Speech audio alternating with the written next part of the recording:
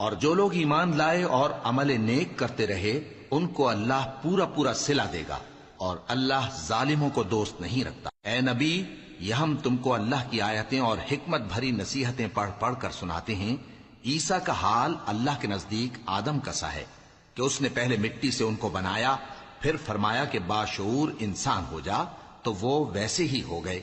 یہ بات تمہارے پروردگار کی طرف سے حق ہے، تو تم ہرگز شک کرنے والوں میں نہ ہونا۔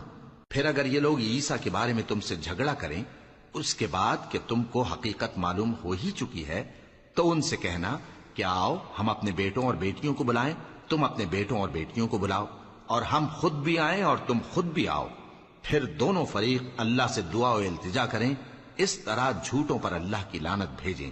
یہ تمام بیانات صحیح ہیں، اور اللہ کے سوا کوئی معبود نہیں، اور بے شک اللہ غالب ہے، صاحب حکمت ہے۔ بس اگر